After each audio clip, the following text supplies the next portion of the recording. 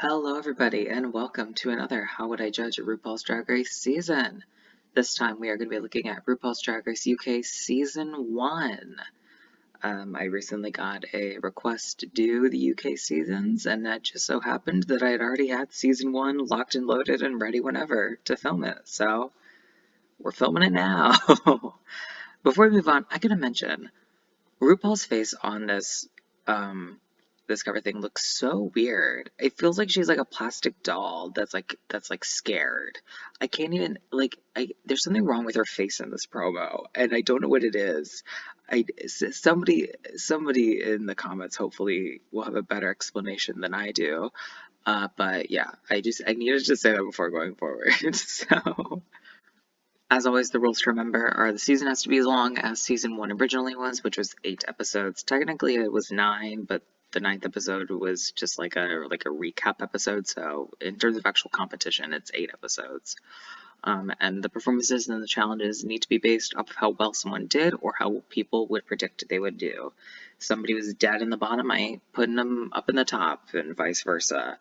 The goal of this is to act as if I'm the head judge and craft the season however I can to imagine to make it as fun and eventful as possible.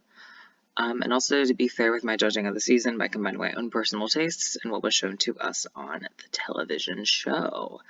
So let us get right on into it with episode 1. In episode 1, we have our standard Drag Race UK first episode challenge situation, where the queens have to do a look based off of their hometown and do a look in this scenario based off of the Queen of England. Now, almost all the placements are exactly the same, except I switched out Bag of Chips as top spot for Blue Hydrangeas. I just liked Blue's looks better. I mean, her face, like, split in half for, like, the penny look is, like, iconic to me. I love it so much. So, yeah, pretty much almost all exactly the same. The bottom two are going to be Vinegar Strokes and Gothy Kendall, and they are going to lip sync to New Rules by Dua Lipa. And as originally, Gothy Kendall is going to be sent home first, is going to be the UK's Pork Chop. And yeah, we move on to episode 2. Alrighty, in episode 2, we have the Downton Draggy acting challenge. And since we have the same queens here, all of the but well, not all of the teams, both of the teams, there are only 2, both of them are going to be exactly the same. And every single placement is going to be exactly the same. The winning team is still going to win, and they're all going to be placing at least high, and like they're going to be the high team because it is a team challenge, and sometimes you can go back and forth of depending on the place, like how people do, it's makes more sense to do different scenarios versus others, but everybody on the winning team did good, so I think it makes most sense to grade in the teams and obviously give Baga the win here because this is Spawn's the much better catchphrase and everything. So yeah, the high team is still high and the bottom team is still in the bottom, and the bottom 2 is still Blue Hydrangea and Scaredy Cat. And they're going to lip sync to Venus by Bananarama, and sadly, Miss Scaredy Cat is going to go home. And I gotta say, before we go on to the next episode, I love Scaredy Cat. I just love her aesthetic because it's so pink and like cutesy, but also slightly dark, and I just kind of love it. And I would love to see Scaredy Cat on like an international All Stars or like a UK All Stars if they ever do that, because I think she's a lot to show. Like, she can obviously serve looks, and I think, she can. I hope that she's grown with her acting and other things, in the time between her first season and the potential next one. So, I want to give a second of praise to Miss Scaredy Cat. So, yeah. Let's move on to episode 3. Episode 3 is the Posh on a Penny Design Challenge. So our top contestants are all still the same. Davina DeCampo is going to win with her iconic look, with like the red like line on the mouth and everything. It was just so good, and the umbrella, loved it. So yeah, she's still going to win, and Blue, Hydrangea, and Crystal are still going to place high. Now the bottom is where we definitely shake things up a bit. Moving out of the low placement into safe is going to be Cheryl Hole, because she did never deserve to be placing low this week, because Bag of Chips came out in that outfit that she came out in, which, if you do not remember, is essentially just like like cotton, not cotton wool, like metal, the wool. What? Why can't I think of the name of it? But like the copper wool. Yeah, that stuff. I'm like rubbing my hands together trying to like think of the name of it, but that stuff. It was made out of that, and it was the worst. So I just, she deserved a bottom two. So without question, she deserved the bottom two for this episode. They obviously didn't put her there originally because they didn't want her to be like sent home potentially, but frankly, based off of the lip sync, I don't think she would have. But yeah, she goes in the bottom two, which bumps Something Wong up to low, because while her outfit wasn't great, it was definitely better than Baga's. So yeah, the bottom two are going to be Bag of Chips and Vinegar Strokes, and they're going to lip sync to Would I Lie to You by the Eurythmics. And honestly, I don't think Baga would do great, but I think that Vinegar did like very average enough that I think if Baga even tried slightly, then it would be justified enough to keep her. So, and also we saw that in UK versus the World with like the domino lip sync, that Baga can lip sync, like she can. And also Cheers Dry on their own in the original UK season, she did an alright job in, so I think she could definitely win the lip sync, and so she will. And Vinegar Strokes is going to be sent home, and we are going to move on to episode 4. Episode 4 is the Snatch Game episode, and we do have a little bit of differences here. So instead of giving a double win this episode, I'm not a big fan of giving double wins when it's just like, it isn't set up in a sense that it makes sense, like if they weren't already being judged in pairs, or if they're like did a duo performance out of like a bigger group, like when Scarlett and Evie both won for the acting challenge in season 11, for example. Yeah, I just don't think it makes sense to do double wins like this where it was done originally. So Baga is not going to win, and Vivian is going to get the win. I could understand either one of them getting the win here, like singularly, but I preferred the Vivian's performance. I thought there was more content, at least that we saw that there's definitely more content. And the jokes were all landed and were solid and funny. So the Vivian is going to win. Baga and Blue are going to place high. Blue originally did not place high. She actually just placed safe. And it was her and Cheryl is safe. I don't know why they didn't give her that high placement originally, because she was definitely the third best, but they didn't. But now we are. So Blue is going to place high, and Cheryl is going to place safe as she did originally. And then our bottoms are exactly the same. Crystal and Something Wong are going to be lip syncing to Spice Up Your Life by the Spice Girls. And as we saw originally, Crystal is going to win and Something Wong is going to sashay away.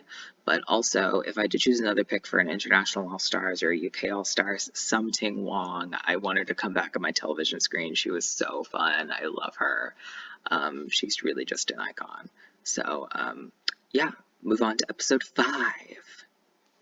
Episode 5 is the Girl Groups Challenge, where we see the, let's say, global phenomenon that is breakup bye-bye. So, yeah, this is really the only scenario that I am okay with giving out wins to more than 2 people, like triple and quadruple wins. This scenario being the Girl Groups challenges on the Drag Race UK seasons. Because it's an established precedent, so it like just makes sense to me that, even though I guess in this scenario I could establish my own precedent being the main judge, I'm gonna keep the precedent. And all 3 of them are gonna win. If I were to give just one of them the win, it would definitely be Davina. Davina's versus Greg, and also she has like the whistle tones in there. And yeah, I think she would deserve it. And also based on her runway was, I would say, the best of the night. Blues was also super good, but Davina's was my favorite runway. But yeah, Baga, Blue, and Davina are all going to win the challenge. Cheryl is going to play safe as she did originally, and the bottom 2 are going to be the Vivian and Crystal, and they're going to be lip syncing to Power by Little Mix. And as originally, the Vivian is going to win, and Crystal will sashay away. So let's move on to episode 6. Now, here is the time for me to talk about what changes in the story would be happening in this season. Because a lot of the placements up to now have been very similar. But a lot of the placements that changed this season were for the contestant who was favored originally, being Bag of Chips. So I think a lot of the more this season is centered around the like highs and lows of Bag of Chips' time on RuPaul's Drag Race, because as we saw originally and in UK season 1 and in UK versus the World, Baga is a very talented drag queen. She's incredibly funny. She is an exceptional comedian. And her fashion isn't bad either most of the time, except for the Posh on a Penny challenge. But like the fashions that she brought were good, and her aesthetic is solid. Um, and she's really just an overall smartly talented, purely UK drag queen, and she's great at her fucking job. But as we kind of touched on a bit, or was touched on a bit in UK versus the World season 1, um, Bag of Chips sometimes does not put her full best foot forward in effort when she could. Um, we kind of see that in one of the episodes. She's just kind of like lounging around while she's supposed to be making an outfit and is relying on Pangina to kind of like make her outfit for her. So I think a lot more this season is going to be focused on the triumphs and the tribulations of Bag of Chips, and so we get our first kind of hint of that in the third episode where she's in the bottom for her design challenge performance, and I think we focus a bit more on there, like either her just not, I don't know, because either her like not being able to make the outfit of just like not having the knowledge, or her not putting in the effort to serve something that's better enough. Um, and then in this episode where we have the commercial challenge where they have to sell with like the bottles of water, which is really, really random to me that they had to like sell bottles of water. It's like, that doesn't really make any sense to me, but whatever. We see in this challenge that she also, her commercial really just kind of falls flat. And it really just ends up not being a good performance. And so she has lots of these highs and lows where she's already gotten a win, has multiple high placements up to this point. But this episode, she is going to land in the bottom 2. And this is going to be a big upset for the season because Cheryl Hole is also going to be in the bottom 2. Somebody who is not placed above safe yet up to this point. But even if Cheryl Cole wasn't there, Bag of Chips, which I mean, that doesn't automatically give favor to Cheryl Hole, but like it kind of, it's like, this is supposed to be Cheryl's time to shine. But even then, in the original season, Baga did not know the words to the song. She did not know the words. We see that she doesn't know the words. They tell us that. So if Baga's in the bottom 2, she goes home, Valentina style, and it's a big moment. And Cheryl Hole gets to stay, and she goes. The rest of the placements are the same, except obviously originally Baga was safe or low or whatever you want to call her placement. But Blue is who did better than her, I would say. Lots up to safe. And yeah, that is this kind of our big, like a big climactic moment of the season that a lot of it is building up to. So now let us move on to episode 7. Alrighty, now we are into episode 7, which is the makeover challenge of the season. Now I mentioned at the beginning of the video that I'm not just going to throw somebody in the top when they're in the bottom and vice versa. But however, there are 4 contestants left at this point, so there's really very little wiggle room. And also, I think this is one of very few situations where the Drag Race fandom really kind of agrees that somebody who won should have been in the bottom and somebody that was in like the bottom should have won. So looking at the makeovers, Cheryl Hole's was my personal favorite. I loved Cheryl's. It was so good. She looks stunning, and so did her makeover partner. I honestly forget her relation to her makeover partner, but it was her sister. It was her sister. Okay, I just looked down at the things because I have them. It's her sister. So, yeah, I think her makeover was stunning, and I think this would be a great redemption moment for Cheryl to continue on the Cheryl Hole redemption arc that we are on at this point. Cheryl Hole finally gets a badge. She's finally in the top, and it continues on the trajectory of last week where she gets to lip sync to Cheryl Cole in front of Cheryl Cole and now wins the challenge, getting herself a spot in the finale. We love to see it. Now, Blue Hydrangea did not participate in this challenge originally. I believe you can find her makeover online, but regardless, I do think Blue Hydrangea, she served looks throughout the season. She is the look queen of the season, so I would be shocked if she didn't do well enough to place safe here. I do think, personally for me, Davina's was my least favorite, and I'm 100% certain she does better than Davina. Does she do better than the Vivian? I'm not 100% sure. Not gonna lie. But I still decide to place her safe because I do think genuinely in my heart of hearts that's where she would place here. Now the bottom two is going to be Davina DeCampo and the Vivian, the original final two of the season.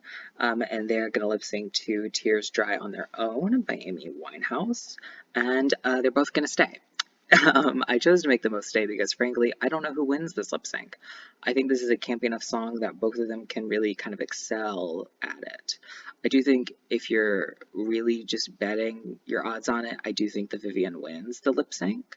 But I think since they both have the best track records up to this point, are the only contestants with more than one win that are still left, I think it makes most sense to keep both of them and go into the finale with 4 and let them all participate. So let us head to that finale. It is finale time. So our contestants are going to do what they originally did. They're going to make verses to RuPaul's To the Moon. And like I tend to do in 4-person finales with formats like this, is somebody is going to get eliminated before the final lip sync. And this season that is going to be Cheryl Hole. Now, this is really just purely because Cheryl has the worst track record going into the finale.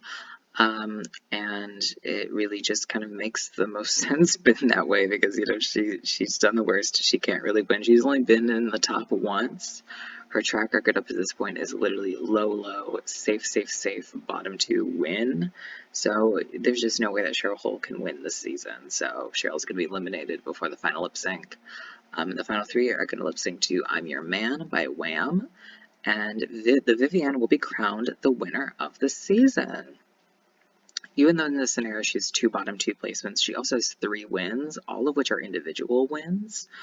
And the other placements are, I believe, a high and a safe. So, you know, she just really did amazing this season, and she's tied for the best track record. So I think the win would go to Vivian, and also I think she would do the best in the final lip sync as well, over Blue Hydrangea and Davina DeCampo. Here are the track records for the season. As you can see, the Vivian and Blue Hydrangea are tied for their track records. But again, I decided to give the win to Vivian because she has 3 wins over Blue's 1. And, you know, all 3 of those wins are individual wins, whereas Blue's is a, you know, a team win. And, you know, even though Blue did amazing, I don't think Blue really could have gotten any of the other wins, and it would have felt deserved. So I think it just makes most sense to give it to the Vivian.